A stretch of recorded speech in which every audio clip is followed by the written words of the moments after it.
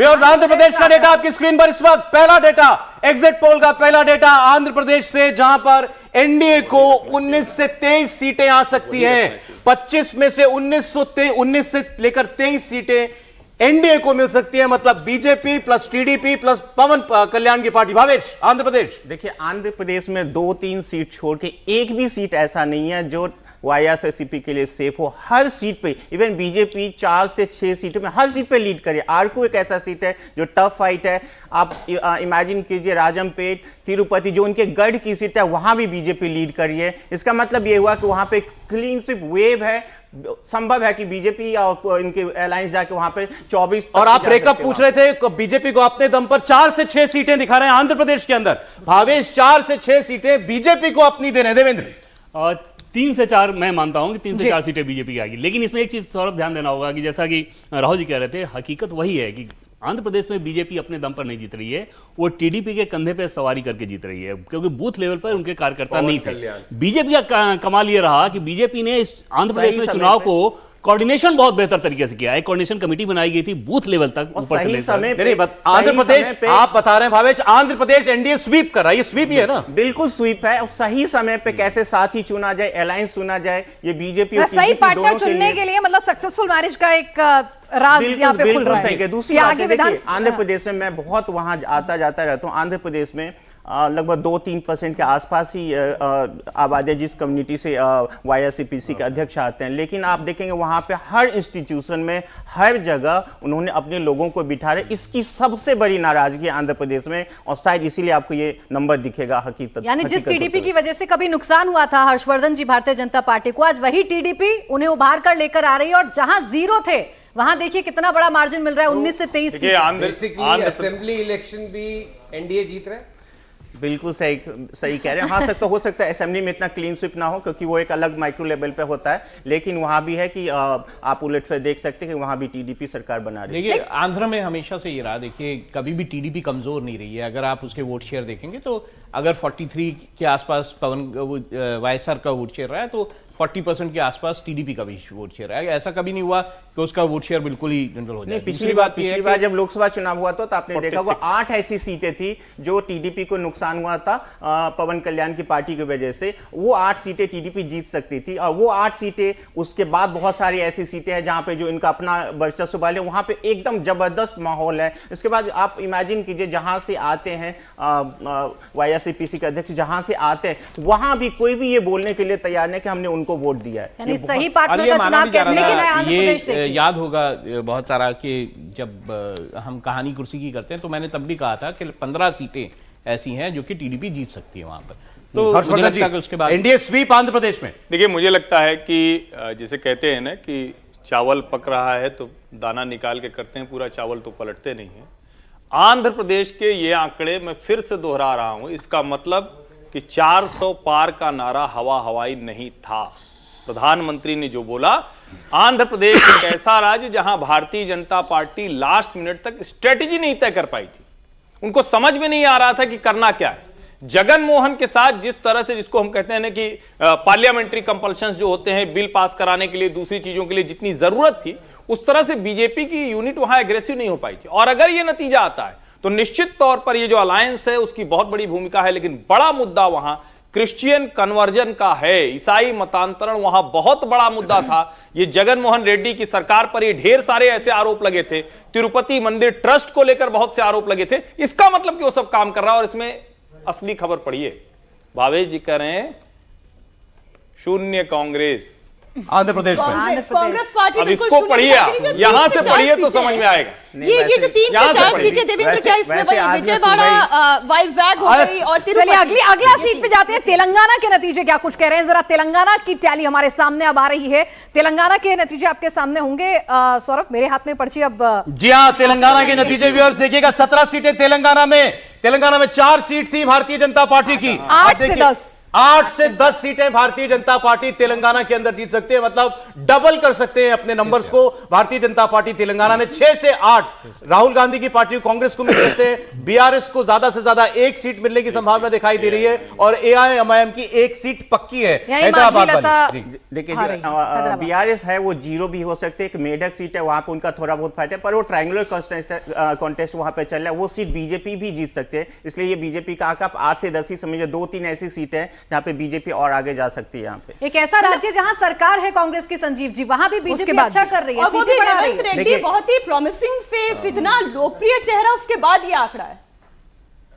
बोलना नहीं चाहिए लेकिन मेरे गले नहीं उतर रहा ये आंकड़ा तेलंगाना का। मेरे हिसाब से 8 से 9 सीट वहां कांग्रेस लाएगी और 7 के करीब सीट बीजेपी, बीआरएस 0 और ओवैसी अपनी सीट जीत जाएंगे। नंबर 1 पार्टी कांग्रेस होनी चाहिए आपके हिसाब से, ठीक है। भावेश कह रहे हैं नंबर 1 पार्टी अगेन बीजेपी को तो आप भी मान रहे हैं। जी भी वही कह रहे हैं ना, अगर रीजनल प्लेयर पूरी तरह से आउट हो गया तो ये तो आमने सामने का मुकाबला हुआ, तो 8-10 इधर या 6-7 इधर, वो तो नंबर वही हुआ। इसका मतलब ये हुआ कि लड़ाई वहां बीजेपी और कांग्रेस की है, और जिसको हम लोग कह रहे थे शुरू से कि नंबर आएंगे कहां से, नंबर आते हुए दिख रहे हैं उन राज्यों से जहां बीजेपी यानी बीजेपी को जो उम्मीद थी तेलंगाना को लेकर जो इतनी बुलिश थी वो सही साबित हो रही है। बिल्कुल 4 से बढ़ने वाले तो दिख रही थी बीजेपी स्पष्ट, मैंने पहले भी कहा था, लेकिन मेरे हिसाब से नंबर 1 पार्टी कांग्रेस रहेगी तेलंगाना में। भारतीय जनता पार्टी हमेशा बेहतर प्रदर्शन करती रही है। आप अगर पिछला चुनाव भी देखोगे 2019 का, तो भारतीय जनता पार्टी ने एक अच्छा प्रदर्शन किया था।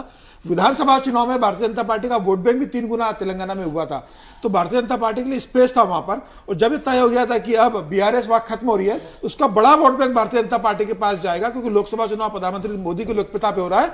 मुझे लगता है कि आज भी 9 सीटें भारतीय जनता पार्टी वहां जीतेगी और 7 सीटें वहां पर कांग्रेस जीतेगी, 1 सीट ओवैसी जीतेंगे।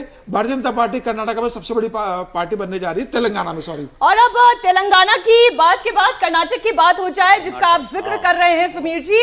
कर्नाटक दक्षिण का दूसरा ऐसा राज्य जहां बीजेपी वर्सेस कांग्रेस होने जा रहा है, यानी कि रीजनल प्लेयर्स यहां पर कमतर साबित होने जा रहे हैं। कर्नाटक की रीजनल पार्टी जेडीएस यहां बीजेपी के साथ अलायंस में है।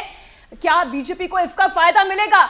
वो कल का वोट ज्यादा असरदार होगा या रेवन्ना के टेप में ज्यादा असर है? ये आंकड़े आपके सामने। कर्नाटक की 28 सीट में से 18 से 22 सीट बीजेपी के पास। जबरदस्त परफॉर्मेंस बीजेपी का।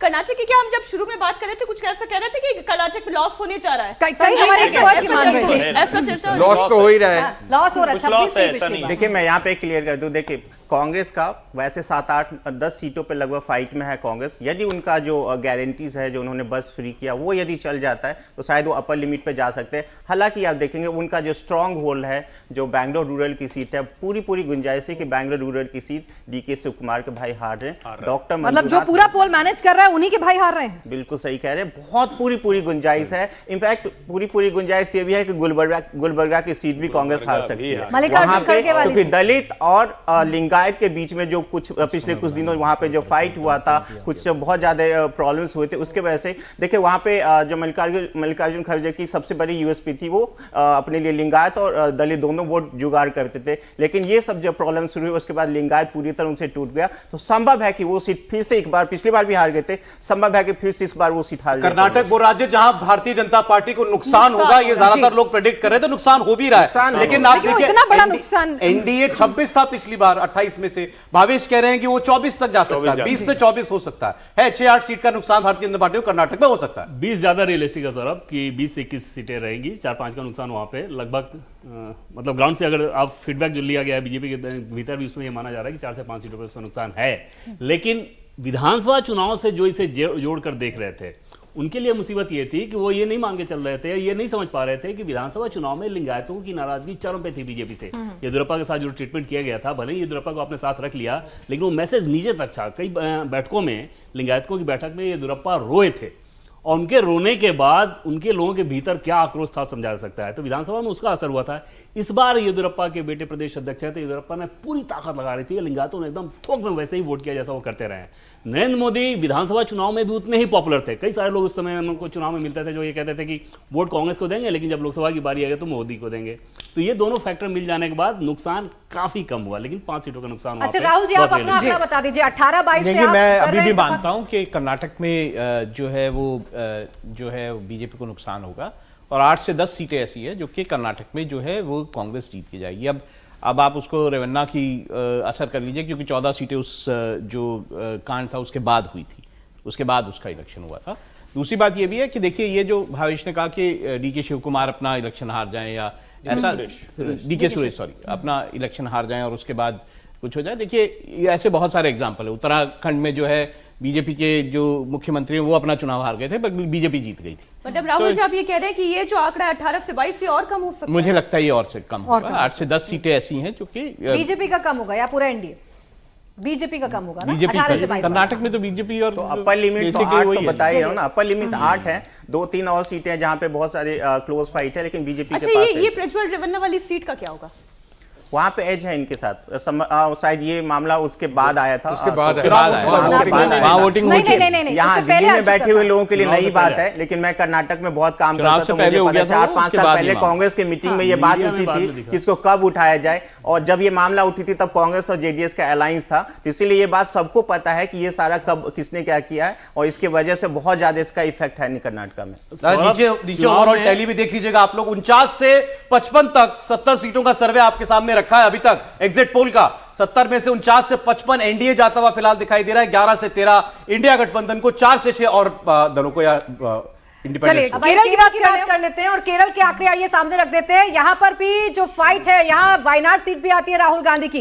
यहाँ 2 बड़े धड़े हैं, यूडीएफ और एलडीएफ। आइए जल्दी से इसका आंकड़ा आपके सामने रखते हैं। 0 थी यहाँ पर भारतीय जनता पार्टी, है वो 0 से कितनी बढ़ रही है आपके सामने हम रखते हैं। देखिए भारतीय जनता पार्टी 1 से 3 सीटें केरल में हासिल कर सकती है। यूडीएफ यानी जो कांग्रेस के साथ गठबंधन है 13 से 15 सीटें और एलडीएफ 3 से 5 सीटें। यहाँ आप देखिए बड़ी बात यह है कि बीजेपी केरल में 0 थी, लेकिन बीजेपी यहाँ खाता भी खोल सकती है और 1 से 3 सीटें यहां पर हासिल कर सकती है। ये नतीजे शायद खुद बीजेपी भी इस तरह का एक्सपेक्टेशन केरल से तो कम से कम शायद नहीं कर रही हो। जब हमने ओपिनियन पोल इसके रिलेटेड किया था मार्च महीने में, तो बहुत सारे लोगों को यह अंदेशा था कि शायद ये संभव हो नहीं। देखिए अभी भी है कि भाजपा हो सकता है 0 पे आ जाए, लेकिन त्रिशूर की सीट है जहां पे सुरेश गोपी चुनाव लड़ रहे, वहां पे बीजेपी बहुत अच्छा चुनाव लड़ रही है और संभव है कि वो सीट जाए। तिरुवनंतपुरम सीट हर बार वो फाइट में रहते, पिछली बार भी, उससे पहले भी बहुत मुश्किल से शशि थरूर चुनाव जीते हैं। तो इस बार बीजेपी के साथ शशि थरूर निकाल रहे हैं, हार रहे हैं? नहीं हार रहे इस बार, मतलब संभवतः हार है। देखिए जब ऑर्गेनाइजेशन बहुत ज्यादा मजबूत नहीं होता तो मोमेंटम के साथ प्रिडिक्ट किया जाता है, लेकिन संभव नहीं है कि हो भी सकता, नहीं भी हो सकता। लेकिन 2-3 और ऐसी सीटें हैं जहां पे बीजेपी के साथ मोमेंटम। राहुल गांधी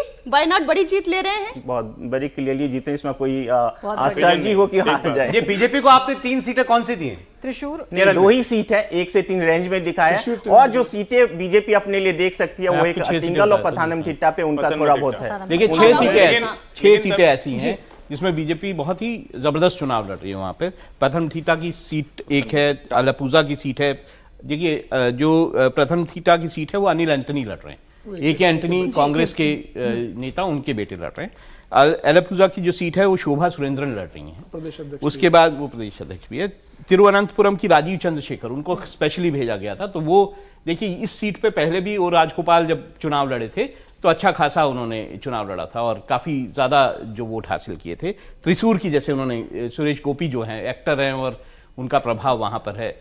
उसके बाद अतिंगल और पलक्काड, ये ऐसी सीटें हैं जो बीजेपी को लगता है कि वो यहां पर अच्छा कर सकती है। अब इसमें से एक इसमें अब मेरा एक इंटरेस्ट ये आ गया है कि वायनाड बहुत बड़ी जीत आने वाली है। अब यूपी वाला जब पर्चा खुलेगा, रायबरेली में राहुल गांधी क्या करने वाले हैं, कौन सी सीट छोड़ने वाले, कौन सी सीट रखने वाले। जीत होती है। चलिए देवेंद्र से पूछ रहे थे, देवेंद्र क्या पार्टी ने खुद भी ऐसे नतीजों का इंटरनल अपना असेसमेंट जैसे किया? त्रिशूर के उदाहरण ले लें कि त्रिशूर में बीजेपी को तभी जीत हासिल हो सकती है जब वहां पे जो 60,000 क्रिश्चियन वोट हैं वो बीजेपी के पक्ष में वोट करें। और केरल जैसे राज्य में जहां पर डिवीजन बहुत स्ट्रांग होता है, 60,000 की संख्या बहुत बड़ी है, वो संभव नहीं है कि उस तरह से लेना। वो ट्रांसफर हुआ भी नहीं वोटिंग के बाद। शशि थरूर को हराना नहीं, शशि थरूर वाले नहीं है। आटिंगल सीट एक अच्छी सीट जरूर है, लेकिन वहां भी जीत तक पहुंच पाए अभी तक वैसा। बीजेपी कौन सी सीट पर मान रही है कि वो फाइट में अच्छा चुनाव लड़ रही है? आटिंगल और त्रिशूर अच्छा मान रही है, लेकिन जीतने तक अच्छा मान रही है वैसा नहीं। यानी 1 से 3 बीजेपी को भी उम्मीद नहीं है। नहीं, चलिए, सरप्राइज भावेश ने कुछ उम्मीदें जगा दी हैं। हाँ, वो अगर आया एक भी सीट अगर आ गई तो खुशी होगी। पार्टी के लिए भी सरप्राइज उन्होंने होगा। सर्वे किया ग्राउंड पर, भावेश कह रहे हैं कि केरल में खाता खुलना चाहिए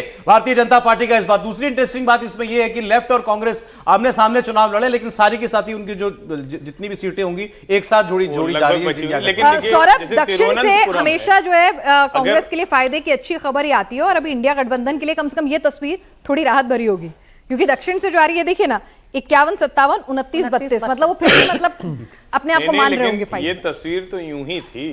दक्षिण से ही तो सारी सीटें आई थी। 15 सीटें तमिलनाडु तो बाकी है। 15 सीटें तो बाकी है। केरल में वैसे मिली थी। लेकिन मैं ये कह रहा हूं कि अगर तिरुवनंतपुरम की सीट, उस सीट को भारतीय जनता पार्टी जीतेगी, तो जो आरोप लग रहे थे ना कि भाई राजीव चंद्रशेखर की बात नहीं कर रहे थे, ये शशि थरूर कम्युनिस्ट नेता की बात कर रहे थे, कम्युनिस्ट नेता कह रहे थे कि हमको हराने के लिए ये सब लड़ गए हैं, सांप्रदायिक ताकतों से तो हम लड़ रहे हैं।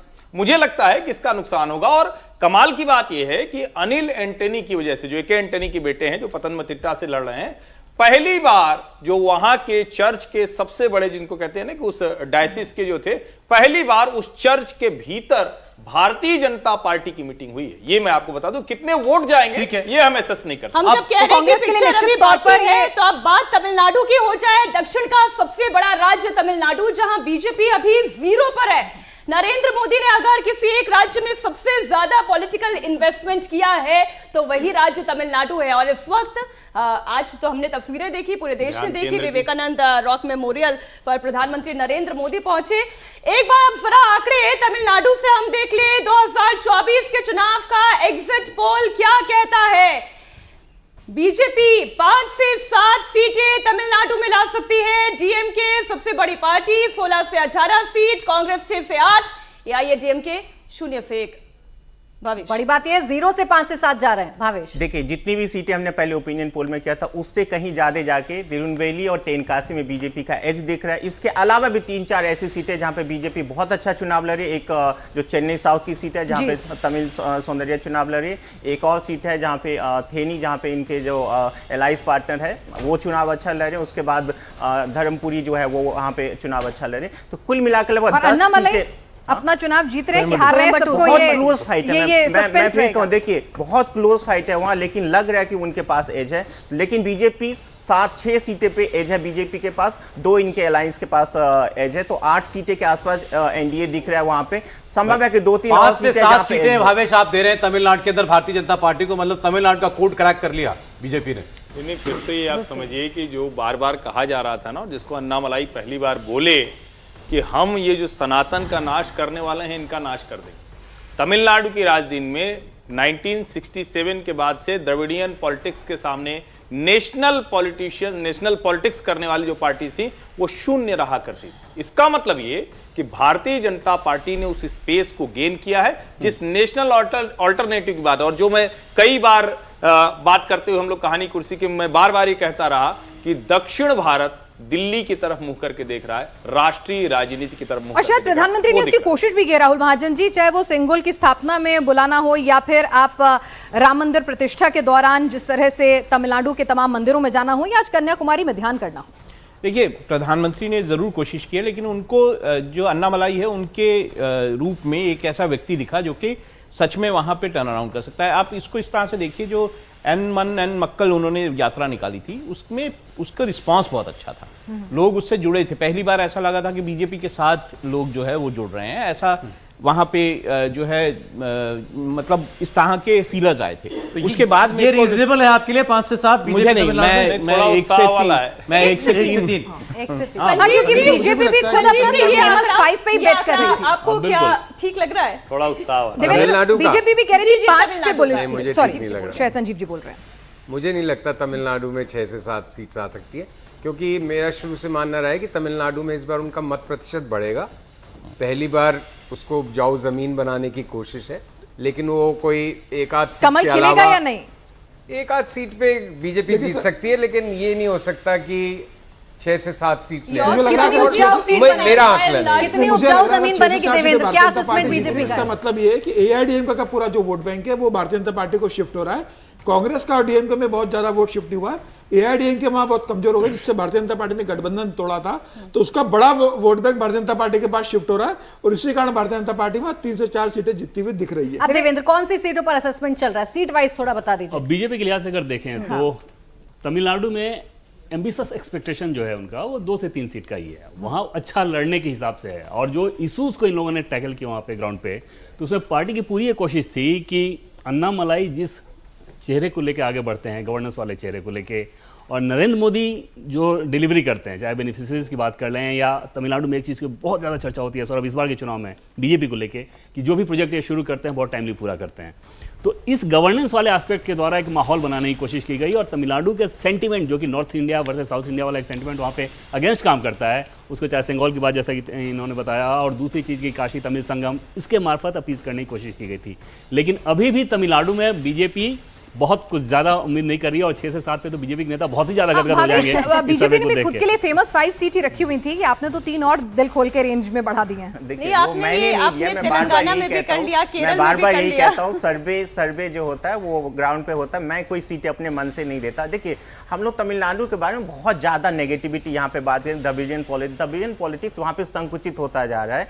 40% के आसपास अब है वो वहाँ पे खुला हुआ है, लगभग 60% के आसपास डिवीजन पॉलिटिक्स बची हुई है, वो धीरे धीरे और कम होता जा रहा है। और दूसरी बात, जब हम कहते हैं हिंदुत्व की पॉलिटिक्स वहाँ नहीं चलते, आप जयललिता की पार्टी के जब वो जिंदा थी उनके पार्टी का मैनिफेस्टो उठा के देख लीजिए, उनके मैनिफेस्टो में बीजेपी के मैनिफेस्टो में बहुत ज़्यादा अंतर नहीं है, वहाँ पे हिंदुत्व की पॉलिटिक्स चलती है। इसीलिए अन्नामलाई इतने बड़े हीरो बन के घूम रहे हैं और शायद बीजेपी के लिए बहुत अच्छा मौका है, यदि संगठन अपना मजबूत कर बीजेपी बहुत अच्छा। स्टालिन ने जो बयान दिया उसका असर है, जो हिंदुत्व को लेकर आप बात कर रहे हैं। देखिए स्टालिन अपने वोटर्स के लिए वो बयान देते हैं, वो सूट करता है, लेकिन बीजेपी के जैसे मैंने कहा ना, वहां पर लगभग 40% ऐसा वोट है जो डिवीजन पॉलिटिक्स को एक्सेप्ट नहीं करती। तो अगर उनको दक्षिण से ये नतीजे आ रहे हैं तो फिर तो 400 पार का नारा जो है वो भी करीब होता हुआ जा रहा है। मैं अभी सर अब आपको पुडुचेरी बता सकता हूँ। ठीक है, पुडुचेरी पुडुचेरी की सीट देख लीजिए जरा आप लोग।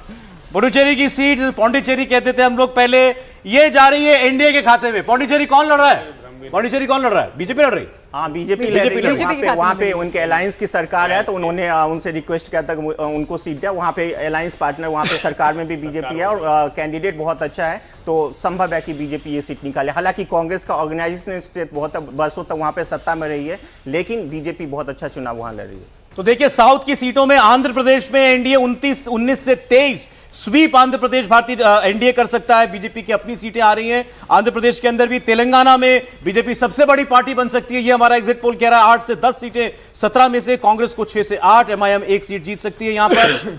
अगर कर्नाटक की बात करें जहां सबसे ज्यादा नुकसान की बात कही जा रही थी, महाराष्ट्र की बात, तो 28 में से बीजेपी एनडीए जो है 20 से 24 सीटें ला सकता है। जेडीएस और बीजेपी मिलकर 20 से 24 28 में सीटें जीत सकता है और इंडिया गठबंधन 4 से 8। केरल में 1 से 3 भारतीय जनता पार्टी अपने सहयोगियों के साथ और 17 से 19 इंडिया गठबंधन, मतलब लेफ्ट और कांग्रेस पार्टी जो लड़े एक दूसरे के खिलाफ लेकिन जुड़ेंगे एक साथ इस टैली के अंदर। और तमिलनाडु में भी भारतीय जनता पार्टी इस बार सरप्राइज आपको बहुत ज्यादा कर सकती है। 5 से 8 सीटें तमिलनाडु के अंदर बीजेपी अपने दम पर जीत सकती है, ये हमारा एग्जिट पोल कह रहा है, इंडिया टीवी सीएनएक्स का एग्जिट पोल। 39 में से पुडुचेरी की सीट भी भारतीय जनता पार्टी जीतती हुई दिखाई दे रही है। इंडिया गठबंधन तमिलनाडु में 30 से 34 सीटें जीत सकता है, यानी सबसे बड़ा चंक जो है इंडिया गठबंधन के लिए वो तमिलनाडु से है। ये जो टैली है उसके बाद तो ये लड़ाई तो बराबरी की दिखाई दे रही है। ये आपने साउथ से शुरू किया और साउथ में भी गेन हो रहा है यहाँ पर। ये देखिए कि अगर इसको मैं भाई बात पूरी कर लेती अपनी।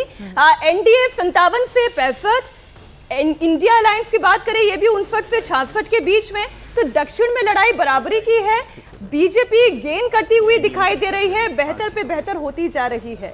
ये टैली बड़ी क्लियरली बता रही है। अब इस ओवरऑल टैली पर एक एक कमेंट ले लेते हैं। संजीव जी, सबसे पहला कमेंट आपका। 57 से 65 सीटें अगर दक्षिण से बीजेपी लेकर आ रही है तो आगे फिर कहां तक जाएगी? अगर ये फिगर्स सही हैं, जब तो बड़ी स्वीप की तरफ बढ़ रही है बीजेपी, लेकिन मेरे गले नहीं उतर रहे फिगर्स क्योंकि मुझे लग रहा है एग्जैजरेटेड है। भावेश को मैं बहुत सम्मान करता हूँ, प्यार भी करता हूँ, अच्छा दोस्त है मेरा, लेकिन मुझे लगता है कहीं ना कहीं कुछ चूक हुई है इन चीज़ों में, क्योंकि इस तरह की परफॉर्मेंस दक्षिण में अगर है तो फिर पूरा इलेक्शन ही नो कंटेस्ट। कितनी सीटें आप इसमें से घटाएंगे एनडीए की टैली में से? मैं भूल गया कितनी घटाऊंगा। तेलंगाना के अंदर जैसे मैंने कहा था, मेरे हिसाब से 6-7 होंगी बीजेपी, शायद ये 8 से 10 दे रहे हैं, तो 3-4 वहाँ कम हो जाएंगी। आंध्रा में तो 2-3 ही दे रहे थे आप, कर्नाटका में बहुत फर्क है। कर्नाटका में बहुत ज्यादा बीजेपी को दे रहे हैं। नंबर मुझे ध्यान नहीं आ रहा, आपने एग्जैक्ट 20 से 24 20 से 22 20 से 24 मुझे नहीं लगता इतनी आ सकती है। मैंने कहा था कम से कम 10 सीट्स का लॉस होगा मिनिमम कर्नाटक में। मैंने आपको कहा था कि यदि वहां पे उनका गारंटी चलता है तो कुछ सीटें बीजेपी और लूज कर सकती है। भावेश, आपके नंबर तो आप दे ही चुके हो, मैं तो मेरा बता रहा हूँ कि क्यों मुझे लग रहा है कि ये कहाँ कम होंगे जो उसने पूछा। Sameer but good luck. देखिए मुझे लगता है कि साउथ सबसे कमजोर कड़ी थी भारतीय जनता पार्टी की अभी तक के चुनाव में। अगर इस तरह से भारतीय जनता पार्टी में प्रदर्शन कर रही है, भले ही आंध्र प्रदेश में तेलुगु टीडीपी के साथ गठबंधन में करे, केरल में कुछ सहयोगी दलों के साथ करे, तमिलनाडु में अपने दम पर कर रही है, तो मुझे लग रहा है अगर ये प्रदर्शन भारतीय जनता पार्टी का कंटिन्यू अगर साउथ में इस तरह से प्रदर्शन कर रही है तो नॉर्थ में तो भारतीय जनता पार्टी का तो मतलब बिल्कुल सिक्का तो चलता है। विपक्ष को तो मुझे लग रहा है कि फिर मुंह भारतीय जनता पार्टी अकेले ही 336 सीटें पर पहुंच जाएगी बिना किसी गठबंधन के सहयोगी। अगर फिर एनडीए को पकड़ेंगे तो मुझे लगता है भारतीय जनता पार्टी 370-375 पे पहुंच जाएगी। मैं कह रहा हूं अगर हम संजीव जी की बात को भी मान लें कि वो 4 तारीख को उसके आसपास रहता है जहां संजीव जी कह रहे हैं तो इसमें से आप 10, 12, 15 सीटें और कम कर दीजिए, दक्षिण में इतना नहीं भी आएगा एनडीए का, तो फिर ये तब भी देखना इंटरेस्टिंग है कि नॉर्थ में कितना गेन हो रहा है, वेस्ट में, नॉर्थ में, ईस्ट में कितना गेन करेगी, पश्चिम बंगाल में क्या होगा, उड़ीसा में। ये 2 राज्य बताए गए जहां सबसे ज्यादा गेन्स होंगे बीजेपी के लिए, वो होते हुए दिखाई दे रहे हैं कि नहीं दिखाई दे रहे हैं। जब हम आगे बढ़ेंगे तो आपको पता चलेगा। लेकिन साउथ में एनडीए अच्छा कर रहा है, जाहिर है कि वह इंडिया गठबंधन बेटर करेगा, वो दिख रहा है उसमें। तमिलनाडु में बहुत बड़ा मैसिव गैप है दोनों गठबंधनों के बीच में। ये वो सीटें हैं जिसमें भारतीय जनता पार्टी या एनडीए सिर्फ 30-31 सीटों वाली पार्टी थी। इसको आप जरा समझिए। और ये मैं कभी नहीं मानता, ये हमेशा ये कहा जाता है, हमको भी मतलब केरल में कोई कहे कि जीत जाएगी तो हमको भी नहीं दिख रहा है, वो 2-3 सीटें हैं लेकिन उसमें भाजपा जीत जाएगी वहां का समीकरण नहीं बताता है। तमिलनाडु में आप कैसे जीत जाएंगे, ठीक है कन्याकुमारी है, चेन्नई साउथ, ऐसे 3-4 सीटें हैं लेकिन जीत जाएंगे। लेकिन हमें थोड़ा सा हिस्टोरिकल प्रेसिडेंस की बात करनी चाहिए, राजनीति हमेशा वहीं से समझ में आती है। त्रिपुरा में हम क्या ऐसी कोई बात कर रहे थे क्या? हरियाणा में हम कोई ऐसी बात कर रहे थे क्या? क्या हमें ये कभी कल्पना में था क्या कि गुजरात की 26 सीटें लगातार जीतते हुए चले आएंगे, राजस्थान की 25 सीटें लगातार जीतते चले आएंगे, दिल्ली में जहां अरविंद केजरीवाल 62 और 67 सीटें पाते हैं वहां भारतीय जनता पार्टी 7-0 कर देगी। तो मुझे लगता है कि यह भी देखना चाहिए कि भाजपा एफर्ट क्या ले रही। और नरेंद्र मोदी ने, अमित शाह ने साउथ मिशन को जिस तरह से किया है वो अकल्पनीय है। आप सोचिए, लोग मजाक बना रहे थे, अरे सेंगोल पे राजनीति कर रहे हैं, अरे ये अधिनियम वालों को लेके आए हैं, वो तो जनेऊ भी नहीं पहनते हैं। मतलब उसके बीच में आप गए और वहां आपको एक अन्नामलाई जैसा नेता मिला। आप केरल में जितने तरह के प्रयोग करते हैं सबको भूल गया होगा कि ई श्रीधरन को उन्होंने अपना चेहरा बना दिया था मुख्यमंत्री। तो भारतीय जनता पार्टी किस शिद्दत के साथ वो कोशिश कर रही है इसकी हम बात नहीं करते हैं। राहुल गांधी और कांग्रेस क्या कर रहे हो, कहते हैं हमने यात्रा वहीं से शुरू की थी, और यात्रा शुरू की तो जिस पादरी के साथ पहली बातचीत की उसने कहा कि हम जूता इसलिए पहनते हैं कि भारत माता। केरल, आंध्र, तमिलनाडु में नंबर बीजेपी को आ सकता है ना। हम जो एकदम से खारिज कर रहे हैं वो ठीक नहीं है। और अगर 30 से 57 से 65 जा रहा है तो मैं तो कह रहा हूं कि अगर 42 पे भी आंकड़ा टिकता है तो प्रचंड बहुमत की ओर जा रहे हैं। और इसका मतलब यह हुआ कि देश उस राजनीति को पसंद कर रहा है जिसको बार बार ये कहा जाता है कि अरे ये कर क्या रहे हैं, इनके खिलाफ बड़ा गुस्सा है। बीजेपी को फायदा होने की उम्मीद दक्षिण में थी और वैसा उम्मीद के मुताबिक बीजेपी के लिए यहां पर हमारा एग्जिट पोल जो है आंकड़े भी दे रहा है।